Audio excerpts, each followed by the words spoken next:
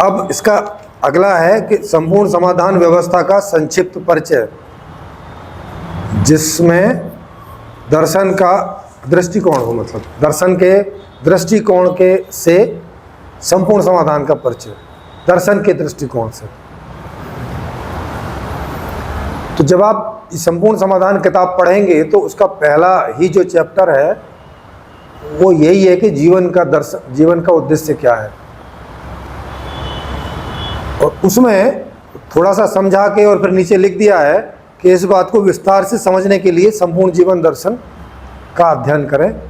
यहाँ थोड़े से में जितना आपको समझ में आता है वो यहाँ बता दिया। अगर ऐसा लगता है आपको कि नहीं इतने में तो डिसीजन नहीं हो सकता, तो इसके विस्तार के डिसीजन के लिए वो संपूर्ण जीवन दर्शन है बुक, उसका अध्ययन करें, और उसकी पूरी वहाँ प्रक्रिया अध्ययन करने की भी और जांचने की, सब करने की पूरी प्रक्रिया रखी हुई है।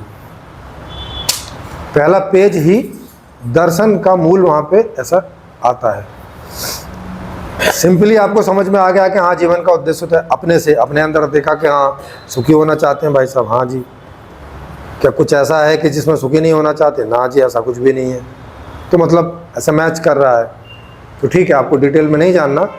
अब आप आगे संपूर्ण समाधान का अध्ययन कीजिए। तो जब ये एक्सेप्ट हो गया कि जीवन का उद्देश्य है सुखी होना, तो सीधी से पहला सवाल ये उठेगा कि फिर हम अभी सुखी क्यों नहीं हो रहे। ये सवाल आएगा ना अगला, कि अगर जीवन का उद्देश्य सुखी होना है, जो कि हमें लग भी रहा है, तो फिर हम सुखी हो क्यों नहीं रहे हैं, समस्या क्या हो रही है।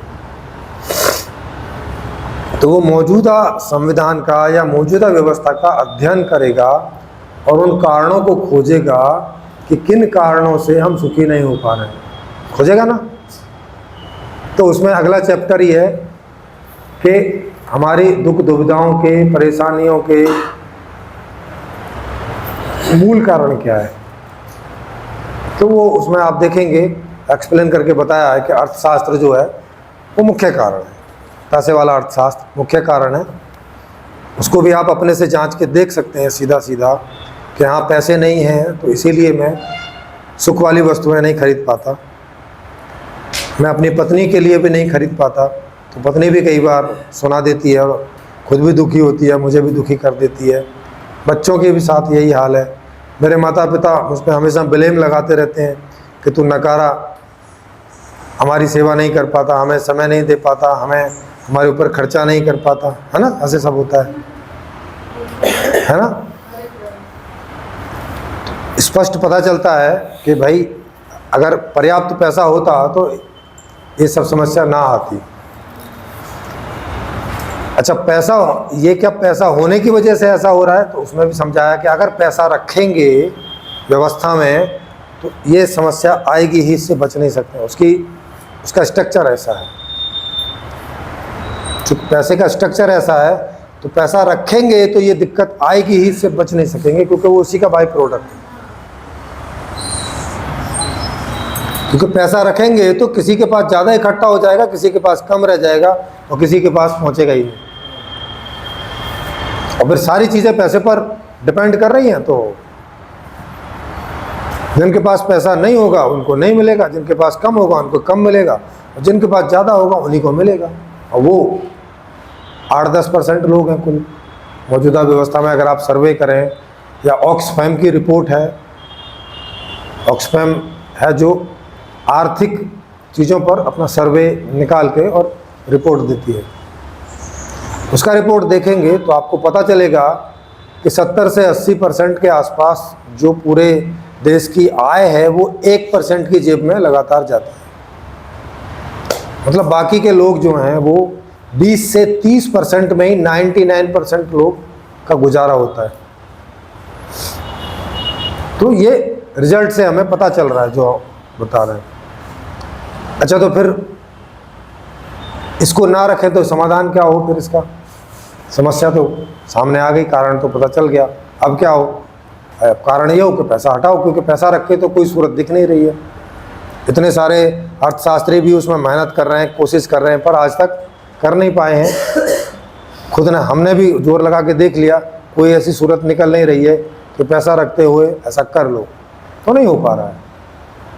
अब तो फिर मैंने उसमें एक समाधान दिया कि ये समाधान है ना। उसका अगला चैप्टर क्या है कि ये समाधान है। समाधान कैसा कि बिना पैसे वाला एक नया अर्थशास्त्र, ऐसे करके वो स्टेप बाय स्टेप पूरी किताब आगे जाती है। तो उसको इसी रिदम में मैंने क्यों लिखा है, क्योंकि दर्शन की वजह से मैं जानता हूँ कि मनुष्य कोई चीज़ को कैसे कैसे परसीव करता है, कैसे पढ़ता है, कहाँ से स्टार्ट करता है, पहले कौन सा ज्ञान उसके पास होना चाहिए, तभी जो दूसरे वाला ज्ञान है वो उसको समझ में आएगा। नहीं तो अगर ऐसे लिख दिया जाता, पहले समाधान, फिर समस्या, फिर जीवन का उद्देश्य, तो अब पढ़ने वाले को अटपटा सा लगता है कि नहीं लगता? तो उसको समझ में नहीं आता, उसको मुश्किल होती। तो ऐसे क्रम से लिखा हुआ है।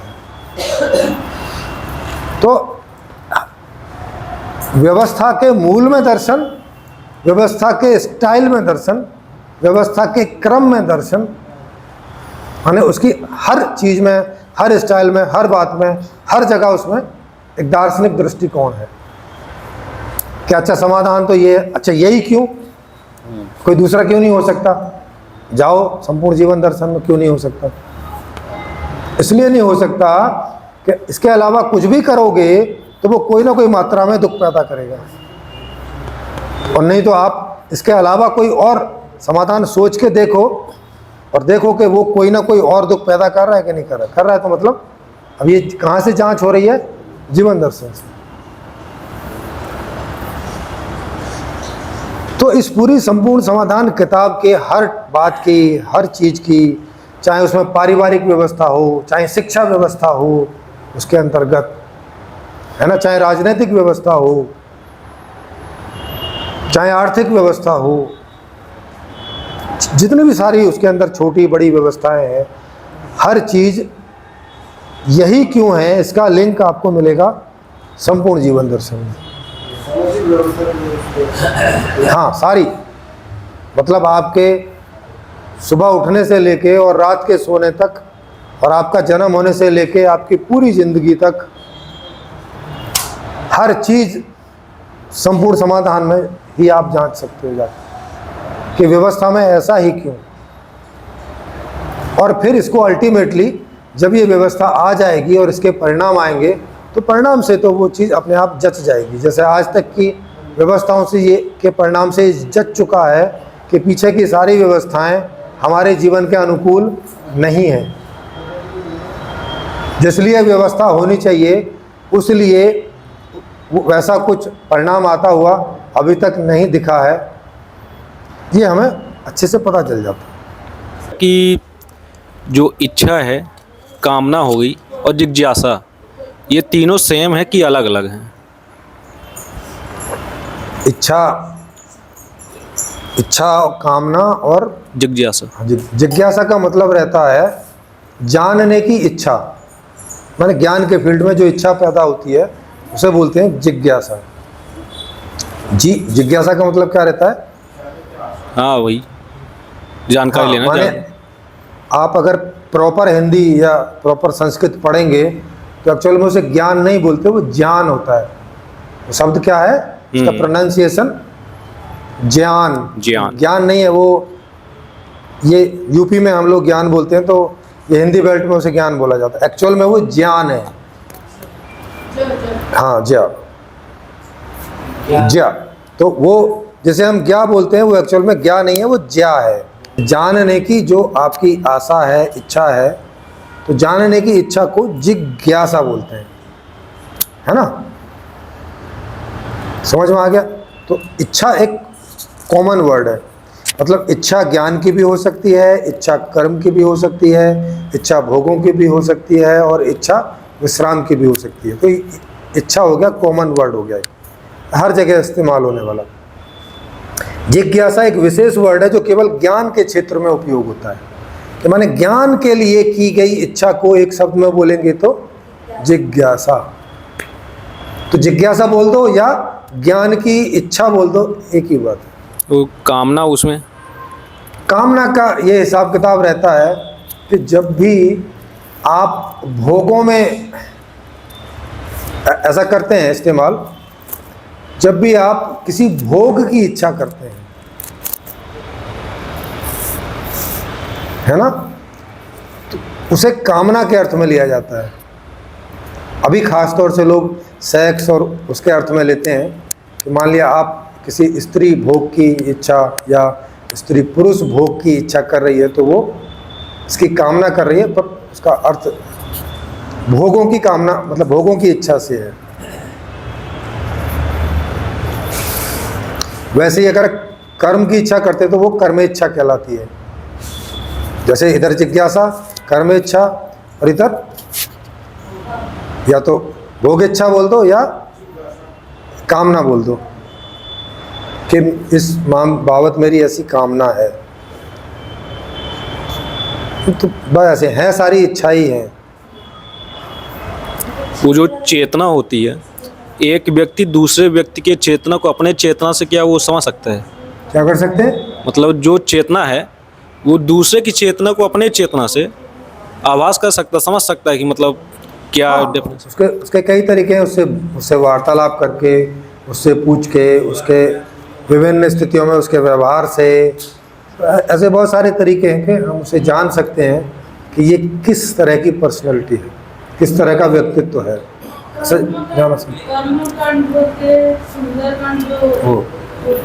या फिर जैसे हम सामने आए बैठे हैं, अभी नहीं पूछताछ हुई, तो इससे कुछ मतलब ऐसा उसके बैठने के अंदाज से मतलब होगा ऐसे ही कि आपको जितना डाटा मिल रहा है उसी आधार पे आपको उसका असेसमेंट करना पड़ेगा। जितना कम डाटा होगा उतना गलती होने की संभावना ज़्यादा होगी। तो ज़रूरी है कि किसी के व्यक्तित्व के बारे में अगर कोई निर्णय लेना है तो बहुत थोड़े से डाटा पर नहीं लेना चाहिए। हाँ, कम से कम इतना डाटा चाहिए कि हाँ एक लेवल तक तो हमारा जो उसके बारे में कैलकुलेशन है, गणना है, वो थोड़ी सटीक हो। 50% हाँ, कम से कम उतना तो होना चाहिए। उसके कई लोग करते हैं कि एक चीज़ देखिए और उसी आधार पे जो है अपना, वो ज़्यादातर उसके गलत होने की संभावना हो जाती है। ये जो प्रकृति है और ये जो ब्रह्मांड वगैरह, तो ये मतलब इसके बनने की क्या क्रिया है, कैसे मतलब ये अस्तित्व में आया? हाँ, इसकी क्या कि बहुत व्यवस्थित ढंग से है। हाँ, वैसे तो इसके बारे में विज्ञान आपको समझाता ही है, और अभी एक बिग बैंग थ्योरी उस मामले में अभी काफ़ी प्रचलित है और अभी तक वो डिबंग नहीं हुई है। तो अगर उसका आधार मान के चलें तो ये सब कुछ एक ऐसे सुकड़ा हुआ था, है ना। ये जितने सारे आप तारे, नक्षत्र, ग्रह, उपग्रह ये सब देख रहे हो, ये सब एक जगह पे ऐसे सिमटे हुए थे। बहुत ज़ोर से ग्रेविटेशन के चक्कर में ऐसे बहुत ठोस थे, बहुत ज़्यादा, मतलब मैक्सिमम जितना ठोस हो सकता है एक्सट्रीमली उतनी ठोस अवस्था में था, और इसमें अचानक विस्फोट हुआ। उसका कारण उनको नहीं पता, उसके बारे में कई तरह के अनुमान हैं। तो उस अनुमान के आधार से उसमें विस्फोट हुआ और विस्फोट होके और ये छितरा, और फिर ये क्या नाम, गैलेक्सी, सूर्यमंडल, फिर उसमें से छितरा, तो एक बड़ा बिग बैंग, फिर छोटे छोटे बिग बैंग, फिर एक ऐसे पूरी प्रक्रिया जो है चली, और वो उससे इस यूनिवर्स की क्रिएशन जैसी हुई। और इस क्रिएशन में कहीं कहीं पर अभी एक ही धरती का पता है कि यहाँ पर जीवन की उत्पत्ति भी हुई हज़ारों लाखों साल पहले, और यहाँ धीरे धीरे विभिन्न प्रकार का जीवन यहाँ पीछे रहा। उनके जीवाश्म वगैरह जो मिले हैं उस आधार पे ऐसा ज्ञात होता है। और अभी भी बहुत सारे प्रकार का जीव है इस दुनिया में, हम लोग अनुभव करते ही हैं, और उससे भी ज़्यादा जो हम साइंस के माध्यम से जानते समझते हैं उससे भी ज़्यादा, बहुत ज़्यादा है। तो ऐसे करके ये हुआ।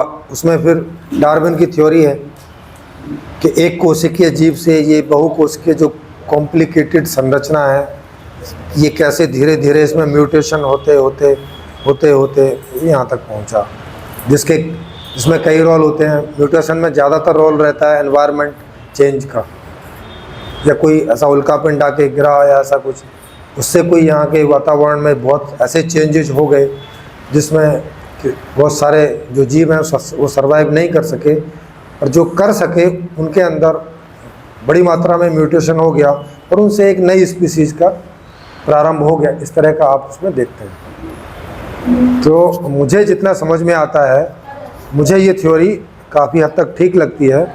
बस इसमें मुझे अपनी तरफ से एक और चीज़ जोड़ देनी है जो साइंस का वो नहीं है, वो मेरा ये आकलन, अवलोकन और सारा समझने की वजह से मैं उस नतीजे पर वहाँ पहुँचता हूँ। और वो ये है कि जैसे हम यहाँ अभी चेतन है, तो साइंस अभी मूल में कोई चेतन है इस निर्णय पर नहीं पहुँची है।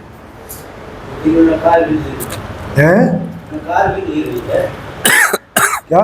चेतन को नकार भी नहीं रही है। हाँ ना, नकार तो सकती नहीं, सामने है तो कैसे नकारेगी? सकता है जो है ये चेतन को हाँ, तो नकार नहीं रही। अभी वो इस निर्णय पर नहीं है कि मूल में भी कोई चेतन अवस्था हो सकती है कि नहीं। बीज में तो होगी ही, ये तो स्वीकारना है ही है। ये हम इस तरह से समझ सकते हैं कि अगर हमें कोई पेड़ दिखाई पड़ रहा है ना, कोई एक संरचना, कोई एक वृक्ष दिखाई पड़ रहा है, तो हम इस आधार पर पहुंच सकते हैं काफ़ी सारा अवलोकन करके, है ना। तो काफ़ी सारा अवलोकन करके हम इस निर्णय पे पहुंच सकते हैं कि भाई वृक्ष के अंदर जो जो हमें दिख रहा है वो इसके बीज में तो होगा ही, है ना। क्योंकि अगर हम उसी तरह की पृथ्वी में अलग अलग प्रकार के बीज बोते हैं तो उससे अलग अलग प्रकार के वृक्ष की उत्पत्ति हमारे अनुभव में आती है। ठीक, तो अगर इस सृष्टि का हम अध्ययन करें, जहाँ तक हम लोगों की नज़र जाती है, तो वहाँ हमें दोनों प्रकार की सृष्टि दिखाई पड़ती है, जड़ भी और चेतन भी, है ना। इस आधार, और अगर इसे हम वृक्ष समझें, है ना, क्योंकि ये यूनिवर्स अब क्रिएटेड अवस्था में है, तो अगर हम इसे वृक्ष समझें तो इसका जो मूल होगा, माने जो बिग बैंग वाली स्थिति होगी,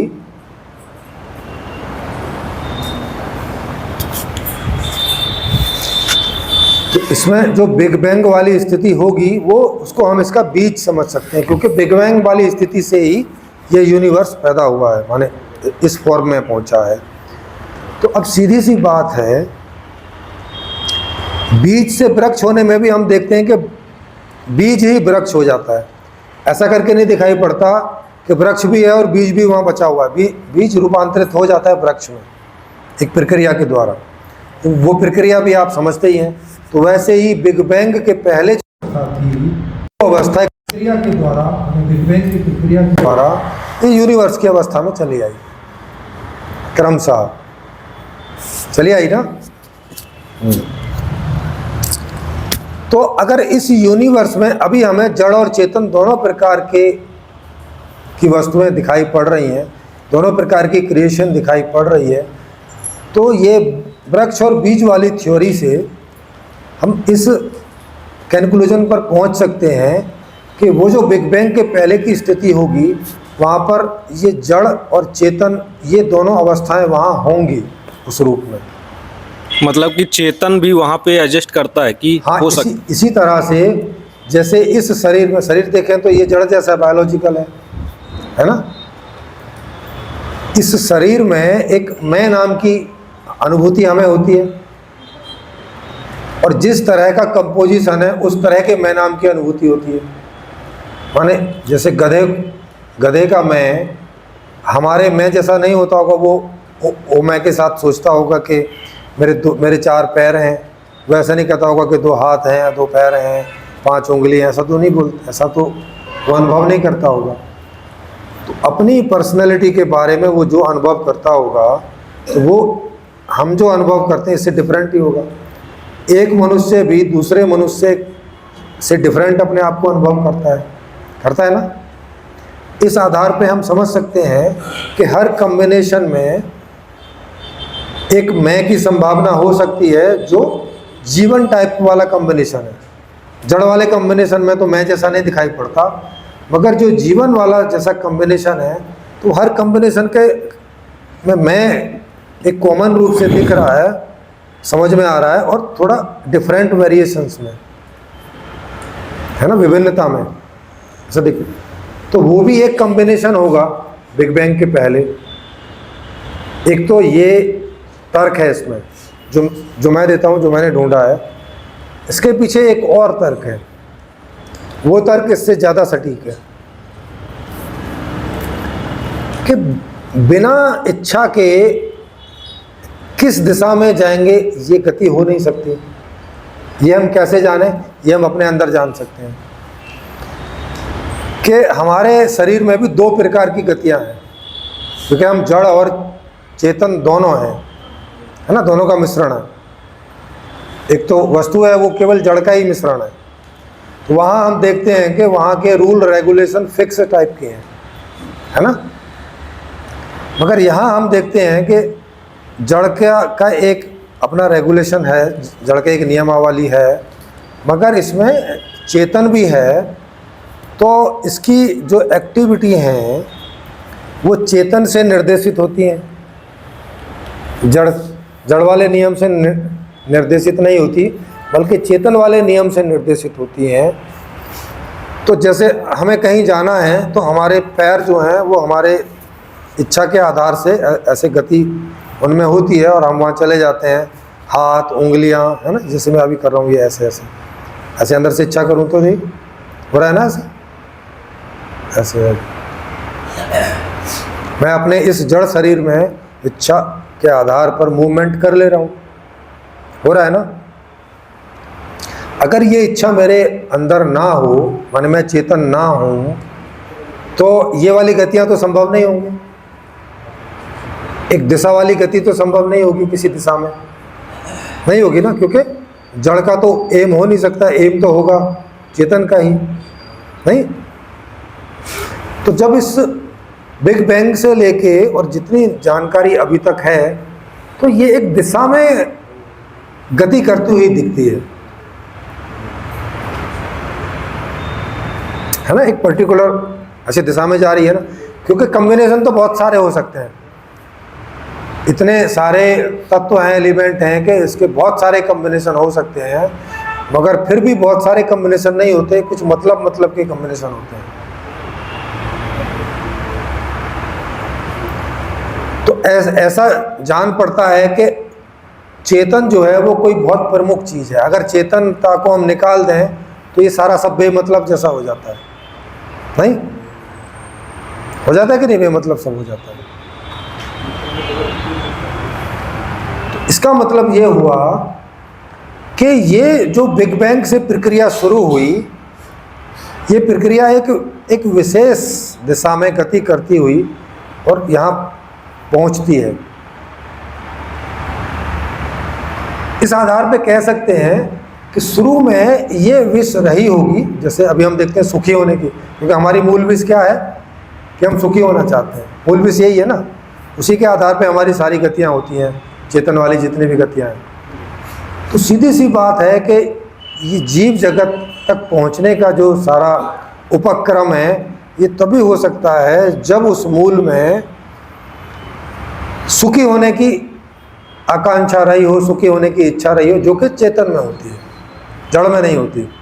तो ये चेतन का एस्पेक्ट वहाँ भी रहा होगा।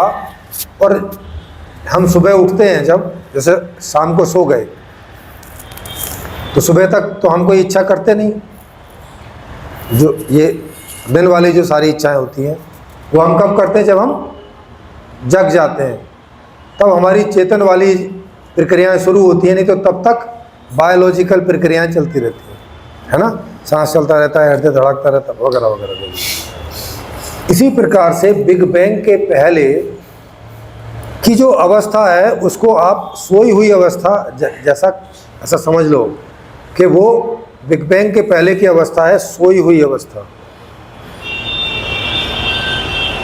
सोना किस कारण से है कि भाई थक गए थे तो हम सो गए थे, तो आराम पूरा हुआ, वो वस्तु जागी और उसने सुखी होने की इच्छा की, है ना। यहाँ हम जानते हैं अपने ज्ञान के आधार पर कि सुखी होना मतलब क्या, माने मुझे खाना खाना है, मुझे ये करने जाना है, मुझे जिम जाना है, मुझे क्रिकेट, है ना, ये हमें पता रहता है कि हम किस बात से सुखी होते हैं, क्या करके सुखी होते हैं, हमें मालूम होता है ना कि क्या भोग के सुखी होंगे, क्या करके सुखी होंगे, क्या जान के सुखी होंगे। तो जैसे ही हम जागते हैं तो ये इच्छाएं शुरू हो जाती हैं। तो वहाँ भी जब वो एंटिटी जागी होगी तो उसने एक सुखी होने की इच्छा की होगी और वो जानता होगा कि मैं सुखी कैसे हो सकता हूँ। तो उसे पता होगा कि एक से अनेक की प्रक्रिया स्टार्ट हो, माने ब्रह्म से ब्रह्मांड की यात्रा शुरू हो, माने बिग बैंग से यूनिवर्स की यात्रा स्टार्ट हो, ताकि क्योंकि वहाँ तो एक ही है। जैसे आप एक ही हों और कुछ ना हो तो आप तो सुखी हो नहीं सकते, क्योंकि कोई विषय नहीं है आपके अलग, तो आप उसकी इच्छा करें भी तो वो पूरा नहीं होगा। तो ज़रूरी है आपकी इच्छाएं करना, पूरा करना, कि ये विभिन्नता में हो। यहाँ आपके अलावा भी बहुत सारे विषय हों, सब कुछ हों, जिसको कोई बहुत कुछ करने को हो, बहुत कुछ जानने को हो, तब आप इन सारी इच्छाओं को करके उनकी आपूर्ति करके सुखी हो सकते हैं। जो वहाँ जब वो एक है तो उसमें संभव नहीं है ना। तो ये बात उसको मालूम है और वो एक से अनेक की प्रक्रिया में चला जाता है, माने बिग बैंग करके यूनिवर्स होने की, सृष्टा जो है वो सृष्टि होने की प्रक्रिया में चल देता है। और चलता चलता इस अवस्था तक आ जाता है कि जहाँ वो विभिन्न चेतन के रूप में विकसित हो जाता है ना। ऐसे पूरा ऐसे जड़ का होते होते होते फिर एक कोष के जीव, फिर ऐसे ऐसे होते होते मनुष्य तक, और अभी आगे भी जो कोई इसकी और उन्नत अवस्था होगी वहाँ ये जा रहा होगा, जैसा कि जा ही रहा है, क्योंकि अभी तक हम पूर्णतया सुखी नहीं हुए हैं, तो लगातार उन्नति करने की ओर प्रयासरत है ना। तो ये पूरा जब हम ऐसा अवलोकन करते हैं तो हमें दिखाई पड़ता है, मतलब ऐसे समझ में आता है कि ये जो पूरी यात्रा है ये सब सुखी होने के लिए है, और इसके अलावा कोई अर्थ, कोई मतलब हम लोग समझ नहीं पाते हैं। तो उसमें आपके हिसाब से मतलब कोई क्रिएटर है? क्रिएटर ही क्रिएशन है, क्योंकि वो एक ही है वहाँ पे, मतलब वहाँ पे ऐसा दो नहीं है कि एक क्रिएटर अलग से है और उनने कोई चीज़ से ये यूनिवर्स बना दिया। क्योंकि फिर सवाल ये उठेगा कि उसने क्यों बनाया, उसको क्या लेना देना। नहीं तो उसको कौन बनाया? वो तो है ना पहले से। ये तो कहाँ से आया, ये भी तो वो पहले से ही है। कहाँ से बोलेंगे तो फिर वहाँ होना चाहिए ना जहाँ से आएगा। हाँ, तो फिर आप पूछेंगे फिर वहाँ कहाँ से आया। हाँ, तो वहाँ भी वो कहीं से आएगा जहाँ होगा। हाँ। तो अल्टीमेटली सवाल ये रहेगा कि कहाँ से। तो सवाल ये है कि कहाँ का मतलब है कि ये जिसको कहाँ बोल रहे हो यही मूल तत्व है। माने आकाश ही मूल तत्व है, जिसे जगह बोल रहे हो, कहाँ से, फ्रॉम वेयर, ये वेयर ही अल्टीमेट तत्व है। तो अब वेयर को तो पूछ नहीं सकते ना कि तुम कहाँ से आई। जैसे क्या इस जगह को पूछ सकते हो कि किस जगह से आई हो, पूछ सकते हो क्या?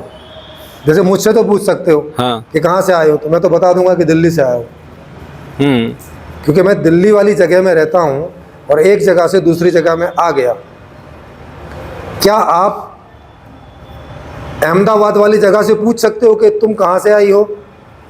क्योंकि ये तो कहीं से आती नहीं और जाती नहीं। मगर जगह के अंदर चेतना नहीं है ना।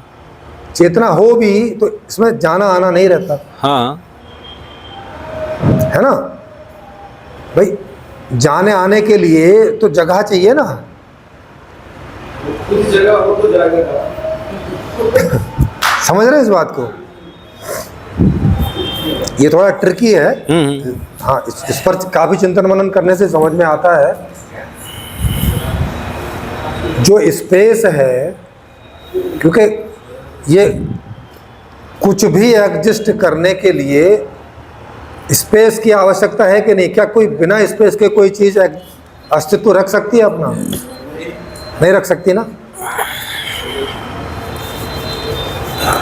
क्या स्पेस के लिए भी स्पेस की ज़रूरत हो सकती है? जैसे क्या इस बोतल को बोतल होने के लिए और एक बोतल की ज़रूरत हो सकती है क्या? जगह तो होगी बोतल की, नहीं तो बाकी जगह तो होगी ना उसको रखने के लिए। हाँ, तो इसके लिए तो जगह होगी, क्योंकि ये खुद जगह नहीं है। लेकिन जगह के लिए भी कोई जगह की जरूरत हो सकती है क्या? एक जगह दूसरी जगह में एग्जिस्ट करेगी, अब दूसरी जगह तीसरी जगह में एग्जिस्ट करेगी। अब ये है कि वो जगह कितनी मतलब एरिया में है, उससे हाँ, बड़ी वही। जगह के अंदर जगह हो सकती है, हैं? बड़ी जगह के अंदर वो जगह हो सकती है, जैसे ये नहीं, मकान। वो तो एक ही हो गई ना फिर। ये बड़ी जगह के अंदर, बड़ी जगह कौन सी जगह के अंदर? अरे सर, बड़ी जगह ही तो एक हो गई ना। और बड़ी जगह। नहीं, ऐसा बोलते हैं ना, क्या जो दो जगह हो सकती हैं क्या? जो बोलते हैं बिग बैंग हुआ, हाँ। वो जो ब्रह्मांड है, जो स्पेस है, बोलते हैं स्पेस फैल रहा है। स्पेस फैल रहा है मतलब हाँ। ब्रह्मांड ही फैल रहा है, क्योंकि हाँ। देखो अभी यहाँ पर आप बम फोड़ दोगे तो फोड़ने के बाद में बम वैसे नहीं फैलेगा क्या? ऐसी थोड़ी कि उधर ही फुट होकर रह जाएगा। जितनी ताकत है उसकी उतने दूर तक वो फैलेगा कि नहीं? तो वैसे ही जितनी ताकत से ये बिग बैंग हुआ, तो उतनी ताकत से जितने दूर तक ये फैल सकता है वहां तक फैलेगा कि नहीं? होगा ना ये। जैसे जितनी ताकत से आप पत्थर फेंको तो जितने दूर स्पेस में जा सकता है, ये जाएगा कि नहीं? पहले तो नहीं रुक जाएगा ना, अगर कोई ऐसा अवरोध है नहीं। अब चूंकि उसके अलावा तो कोई दूसरा था नहीं, तो ये तो रुकेगा नहीं। ये तभी रुक सकता है कि अगर वहाँ पहले से कुछ है तो उसमें टकरा के टन होके इधर उधर निकल जाएगा। तो जो खुद स्पेस है वो तो बाकी सबको जगह देता है, स्पेस को जगह देने के लिए थोड़ी ना दूसरा स्पेस की जरूरत पड़ती है। तो वहाँ पे ये सवाल नहीं बनता स्पेस के लिए, जो मूल तत्व है वो स्पेस है। स्पेस के लिए ये सवाल नहीं बनता कि अब जगह तू बता के तू किस जगह से आई। नहीं, मतलब कि जगह वो बनी कैसे, आई कैसे वो जगह, मतलब जगह पहले से है ना। जैसे फिर आप अगर पूछ रहे हैं कि ये जगह किस जगह से आई, यही तो पूछ रहे हो। नहीं, वो जैसे जब वो बिग बैंग हुआ तभी तो बिग बैंग से पृथ्वी है ना। अरे सर, बिग बैंग खुद अपने आप में स्पेस है ना, वो पहले हाँ। से है। वो तो सिमटा हुआ था। हाँ हाँ, सिमटा हुआ है तो है ना, पर सिमटा हुआ का मतलब ऐसा नहीं है कि ना नहीं है। भाई इस बोतल को ऐसे सिमटा के बना दोगे तो ऐसा थोड़ी हो जाएगा कि नहीं हो जाएगी, कुछ तो रहेगा ना, ऐसे गोली सी बन के कुछ तो रहेगी। मतलब वो इतना जड़ नहीं है जैसे ये बाटल, उसके अंदर चेतना है, तो ऐसा तो नहीं होगा। जैसे इंसान को हम वस्तु नहीं बोल सकते हैं, नहीं नहीं, अब इंसान भी तो जड़ के अंदर चेतन नहीं है। नहीं, अभी आपका सवाल क्या है कि चेतना है कि नहीं, ये वाला सवाल नहीं, है? नहीं, वो चेतना- या जो है जगह किस जगह से आई वो वाला सवाल है?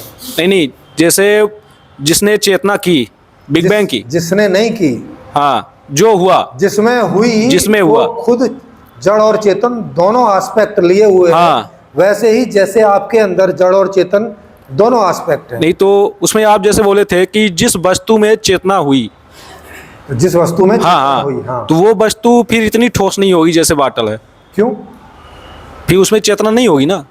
क्यों नहीं होगी? जैसे हम इंसान को तो वस्तु नहीं बोलते हैं, है इंसान को वस्तु नहीं बोलते हैं, तो और क्या बोलते हैं? इंसान वस्तु वस्तु तो तो, कॉमन वर्ड है, हर चीज को वस्तु ही बोला जाता है। वस्तु में दो तरह की वस्तु होती है, हाँ एक जीवित वस्तु और एक जड़ वस्तु। एक हाँ, तो- चेतन वस्तु, एक जड़ वस्तु। हाँ, तो वस्तु वही है नहीं कि वो मतलब जड़ नहीं है, वो फिर जीवित वस्तु हो गई।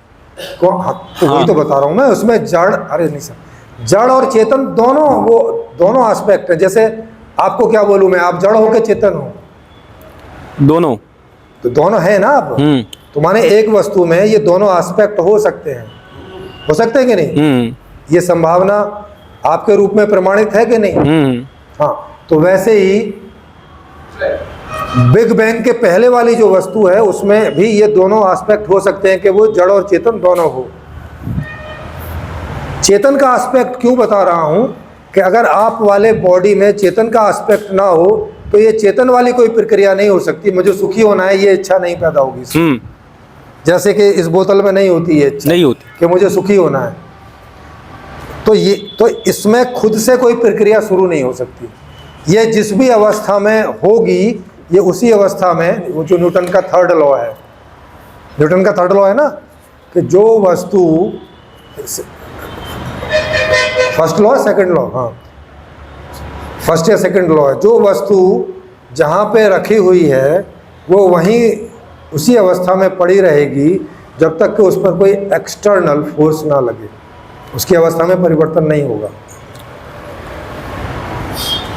इसका मतलब हो गया कि बिग बैंग के पहले जो भी अवस्था रही होगी तो उसमें कुछ हुआ जिसके कारण वो बिग बैंग की प्रक्रिया शुरू हुई। अभी आप थोड़ी देर पहले ऐसे चुपचाप बैठे थे, आपके अंदर कुछ हुआ कि अचानक खड़े हुए और टॉयलेट की तरफ चले गए। आपके अंदर कुछ हुआ होगा ना। जैसे ये बोतल तो यहाँ 10 साल तक रखी रह सकती है, ये अपने आप यहाँ से ऐसी इच्छा इसमें नहीं होगी कि मैं यहाँ से चल के उधर चले जाऊँ। इसके अपनी कोई प्रक्रिया जड़ वाली है, वो बस चलती रहेगी, है ना। तो अगर वो जो बिग बैंग के पहले वाली वस्तु है तो उसकी अगर ऐसी कोई उसमें नहीं होती तो आज हम जो ऐसे जड़ और चेतन दो तरह की प्रकृति या दो तरह की वस्तुएं हमें अनुभव में आती हैं, वो ना आती हैं अगर ये उसमें ना होती तो। इस आधार पे और उसकी स्टार्टिंग नहीं होती, स्टार्ट नहीं होता, क्योंकि हम अपने आप में जब भी अचेतन होते हैं इस स्टार्ट को पाते हैं। जो भी वस्तु चेतन होती है उसमें यह स्टार्ट पाया जाता है कि वो सुखी होना चाहती है कि नहीं, है ना। और तब वो चेतन वाली सारी जो प्रक्रियाएं हैं वो आगे स्टार्ट होती है, नहीं तो तब तक जड़ प्रक्रिया ही जड़ प्रक्रिया ही होती रहती है। इससे भी हमें समझ में आता है, मतलब एक बीज और वृक्ष वाली स्थिति हो गई, एक हम अपना अवलोकन करें ये हो गई। इस सारे अवलोकन से इस अवस्था पर या इस निष्कर्ष पर या इस अनुमान पर हम लोग पहुंच सकते हैं कि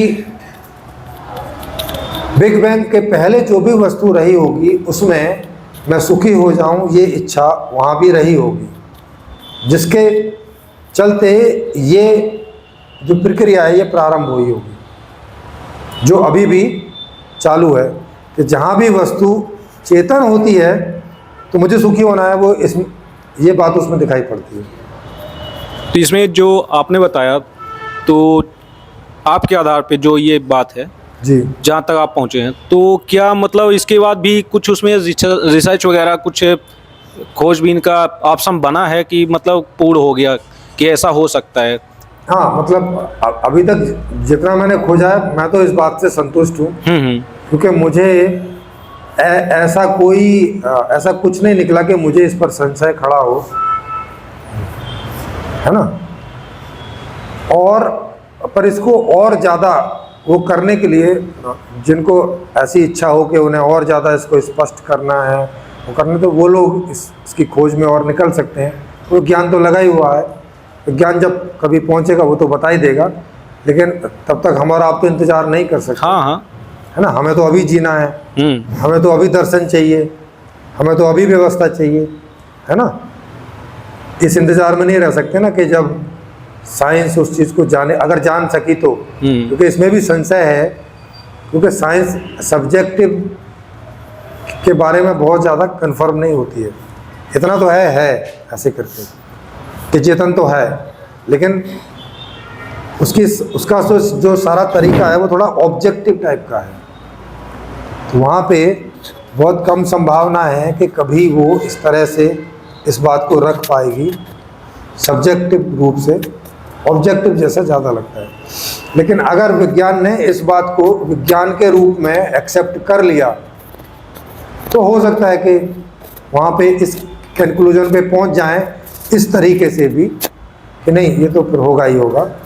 जो भी थोड़ी सी वो ऐसे कोई प्रयोग की खोज करें, ऐसा कोई प्रयोग हो जाए जिससे ये बात निकल के आ जाए कि हाँ बिग बैंग के पहले चेतन तत्व का होना अनिवार्य ही है, उसके बिना इस प्रकार की प्रक्रिया शुरू ही नहीं हो सकती, तो और उससे क्लैरिफिकेशन हो जाएगा। या वो कोई ऐसा कोई तरीका निकाल दें कि नहीं ऐसी प्रक्रिया के लिए चेतन का होना आवश्यक नहीं है, जड़ से भी हो सकती है, लेकिन तब भी ये बात निकल के आएगी कि ठीक है जड़ से हो गया, लेकिन बाद में इसमें चेतन का एस्पेक्ट भी आ गया, क्योंकि वो तो सामने ही है, इसको तो इनकार कर नहीं सकते। तो उसमें केवल इतना भर अमेंडमेंट होगा अगर ऐसा होता है तो ठीक है। अभी जो मूल स्थिति है वो जड़ स्थिति है, लेकिन जैसे वो डेवलप करती है तो उसमें दो स्थितियां हो जाती हैं, जड़ और चेतन। और चेतन मतलब ये, और चेतन माने इच्छाएं होना, सुखी होना और ये सब। इसमें नहीं होगा तो बाद में कैसे चेतन आएगा? हाँ वही है, मतलब होगा तो पूर्व में होना चाहिए। यस होना चाहिए उस लॉजिक के आधार पे। लेकिन मैं तो एक संभावना के तौर पे बता रहा हूँ, थोड़ी देर के लिए मान लो कि वो इसका कोई और एक्सप्लेनेशन दे दे, हाँ है ना। जैसे ऐसे भी एक एक्सप्लेनेशन देते हैं कि भाई कत्था और चूना, है ना, ना कत्थे का रंग लाल है न चूने का रंग लाल है, लेकिन दोनों को मिला देते हैं तो लाल रंग की उत्पत्ति हो जाती है। तो इसे वो इस रूप में बोलते हैं कि कत्थे में जो कत्था मूल है उसमें अगर हम लाल रंग ऐसे देखने जाएं तो नहीं है, और चूने में भी नहीं है, उसका रंग सफ़ेद है। लेकिन इन दोनों को मिला के जो कंपाउंड बनता है वो उसकी प्रॉपर्टी है, ना कि कत्था और चूना की, है ना। ये भी एक संभावना, हालांकि ये भी पदार्थ है वो भी पदार्थ है। हाँ, तो उसमें चेतन फिर कहाँ से आएगा? हाँ उसमें चेतनता जैसी है नहीं है, तो इसलिए वो उदाहरण इतना सूटेबल नहीं होता है यहाँ पर, है ना। पर संभावना तो एक रखनी पड़ेगी आपको बस, पर वो बहुत कमज़ोर संभावना है। तो एवोल्यूशन थ्योरी है, तो डार्विन के पहले भी बहुत से मतलब दार्शनिक रहे हैं जिनको दुनिया मानती थी। फिर एक समय ऐसा आता है कि कोई अपनी मतलब अलग से रिसर्च करके लाता है जो समझा पाता है, उसकी थ्योरी को बेहतर समझा जाता है। हाँ, तो यस। क्या मतलब ऐसे रिसर्च का विषय बना रहेगा कि उससे भी बेहतर कोई आ सकता है? हाँ बिल्कुल आ सकता है। हाँ। जो या तो इसी थ्योरी को आगे बढ़ाए और या तो वो ऐसी कोई खोज करे कि ये थ्योरी डिबंग हो जाए, जब ये गलत सिद्ध हो जाए तो कुछ और नहीं और कुछ निकल के आएगी तो उससे मालूम चलेगा क्या है। हाँ, लेकिन ऐसा लग नहीं रहा है कि ये थ्योरी का जो मूल एस्पेक्ट है वो डिबंग होगा, कोई हल्के फुल्के कुछ ऐसे। हाँ फिर भी, मगर क्योंकि उस समय भी ना लगता रहा होगा जब कोई लाया रहा। यस। जैसे कि संपूर्ण समस्या का समाधान जब लागू भी हो जाएगा तब भी एजुकेशन सिस्टम तो रहेगा ही। हाँ, तो बिल्कुल। उसमें भी मतलब ऐसे रिसर्चें तो होती रहेंगी, हाँ बिल्कुल। उसमें भी मतलब नए नए दार्शनिक निकलते रहेंगे, यस। और जो उसमें समस्याएं आएंगी तो शायद इससे भी फिर बेहतर समाधान की ओर फिर उन लोग का भी रिसर्च की विषय हो कि कुछ होना चाहिए। बिल्कुल बिल्कुल। अगर इस समाधान के बाद भी समस्या रह जाती है तो सीधी सी बात है, क्योंकि आदमी तो बिल्कुल भी समस्या नहीं चाहता ना, तो उसके आगे गति करेगा। माने वहाँ उस समय जो लोग होंगे तो वो उस पर विचार विमर्श करेंगे, खोजेंगे, तो एक तरीका लगाएंगे विज्ञान का, ध्यान का, जो भी उनको समझ में आएगा। और ये यात्रा तब तक जारी रहेगी जब तक दुखों की स्थिति, कोई भी ढंग से समस्या की स्थिति बनी रहती है। इस तरह तो इसमें या- जिस सुखों की और ज़्यादा मांग और लेवल की मांग होती रहती, तो ऐसे होता रहेगा। ये प्रश्न ऐसा है कि जैसे मान लीजिए कि आपने जो समस्या का समाधान दिया है तो क्या ये परिपूर्ण हो गया, आप भी खुद से पूर्ण हो गए हैं कि ठीक है कि इसके आगे भी अभी आप खोज कर रहे हैं कुछ? मतलब अभी मैं और दूसरी खोजों में लगा। हाँ हाँ, वही चीज़। व्यवस्था के बारे में तो मैं लगभग कंप्लीट ही है। मुझे नहीं लगता कि इसमें आगे कभी कोई ऐसा कोई बड़ा चेंज होगा। हाँ कोई छोटे मोटे टाइप के कुछ हो गए, क्योंकि जब इतनी बड़ी व्यवस्था कल्पित की जाती है तो कहीं कहीं कोई अनुमान भी से भी उस चीज़ को रखा जाता है, तो उनमें हो सकता है थोड़ा बहुत प्लस माइनस हो जाए, पर मूलतः ढांचा में मुझे नहीं लगता कि कोई ऐसा बड़ा बदलाव होगा। ये काम कर जाएगा। तो क्या मैं ये पूछ सकता हूँ कि इस समय आप किस खोज में लगे हुए हैं? मैं थोड़ी सी और दूसरी खोजों में लगा हुआ हूँ, जैसे कि सुसुप्ति अवस्था का और उसका क्या उसमें और भी कोई पॉसिबिलिटी है जिनसे हम कोई और ज्ञान प्राप्त कर सकें, कोई और सुख सुविधा खोज सकें, कुछ और बात निकाल सकें, उसमें लगा हुआ हूँ। ख़ास तौर से जो मेडिकल टाइप की चीज़ें हैं, क्योंकि ये बात देखते हैं कि अंदर हमारे भाव, मानसिक स्थिति, इसके प्रभाव बॉडी पर पड़ते हैं, है ना। ये हमें पता चलता है। इसके नेगेटिव प्रभाव भी पड़ते हैं, इसके पॉजिटिव प्रभाव भी पड़ते हैं, अपने जीवन पर हम लोग देखते ही हैं।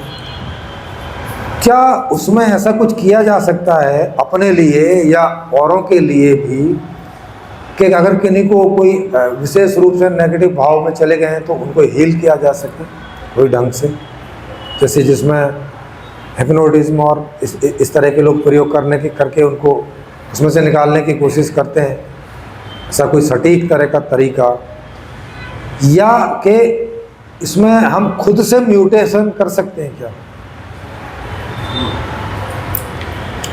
क्या अंदर अपनी इच्छा भावना और उस प्रकार के तरीके से कोई ऐसा तरीका निकले उसमें, क्या मैं अपने अंदर जेनेटिक चेंज कर सकता हूँ क्या, मतलब बिना साइंटिफिक वाला। तो साइंटिफिक मेथड है कि कोई आप वैक्सीन लो वगैरह वगैरह, वो होता ही है। क्या इसके अलावा मैं अपने अंदर कोई, क्योंकि हमारे अंदर भी बहुत तरह के हार्मोन स्रावित होते हैं ना, बिल्कुल, तो क्या उनका कोई ऐसा कॉम्बिनेशन ऐसा कुछ से क्या ऐसा कुछ अंदर हो सकता है कि जो हमारी एज बढ़ती है वो रुक जाए क्या, या एज लंबी हो सकती है क्या, जेनेटिक में कोई ऐसा कॉम्बिनेशन किया जा सकता है जिससे एज हमारी 100 साल की बजाय 200 हो जाए, 500 हो जाए, 1000 हो जाए, 10,000 हो जाए, या जब तक हम इच्छा रखें जीने की तब तक युवावस्था में ही जिए, वृद्धावस्था में ना जाना पड़े, इस तरीके से। जैसे कि मान लीजिए कि ये संपूर्ण समस्या लागू हो गई, समाधान लागू होने के बाद वहाँ पे आपने तो दे दिया है हर चीज़ जो आपने लिख दिया है, दर्शन भी पढ़ लिया है, और वो उसके आगे कुछ खोजना चाहता है, अभी भी आप उसमें लगे हुए हैं, और मान लीजिए कि आपके साथ कोई अगर उसको खुद खोजना चाहता है तो आपके हिसाब से वो उसको किस ओर जाना चाहिए अभी, क्योंकि आप तो ऑलरेडी उसमें लगे हुए हैं, तो उसको तो आप हासिल कर सकते हैं, या फिर वो भी कोई और खोजे तो जिसमें समय जाए ना जाए, उसको शायद कि आप तो उसमें परिपक्व हो चुके हैं और बाकी चीज़ तो मिल गई आपसे, मगर वो उसमें कैसे सरलता से पहुंच सकता है जो उसको खोज सकता है। हाँ, तो मैंने जिस मार्ग से किया है और अभी जिस तरीके से कर रहा हूँ उस तरीके में मैं उसका सहयोग कर सकता हूँ, उसे जो भी चाहिए। ये अगर उसकी इच्छा उसमें काम करने की है तो हमारे यहाँ ऐसा विंग बनेगा, ऐसे भी दार्शनिक लोग और ऐसे भी लोग आएंगे जिनकी इस प्रकार के काम करने की वृत्ति होगी, रुचि होगी। तो अभी भी और संपूर्ण समाधान आने के बाद भी इसका वाकायदा सब डिपार्टमेंट रहेगा और वो लोग उसमें मेहनत करेंगे और कुछ खोज पाते हैं तो सब लोगों के लिए उसका लाभ होगा। मतलब मेरे उम्र के जो बच्चे हैं उनके लिए सजेशन क्या, मतलब आप? हाँ, कोई भी उम्र के, इसमें उम्र से कोई लेना देना। क्या कोई एजुकेशन सिस्टम से जुड़े हुए थे नीचे से ऊपर, फिर बाद में तो उसके पास तो कई सारी मतलब जिम्मेदारी आ जाती। हाँ, आज की डेट की बात कर रहा हूँ तो। हाँ, वो तो आज की बात है। बिल्कुल बिल्कुल। जी। हाँ, तो हमारी तरफ से जो भी योगदान संभव होगा, नॉलेज की तरफ से तो है ही, वो तो पॉसिबल ही है। इसके अलावा कोई आर्थिक वगैरह सहयोग भी जब उसकी ज़रूरत पड़ेगी और हमारे पास ऐसी स्थिति होगी तो वो भी पूरा का पूरा उनको दिया जाएगा, किया जाएगा।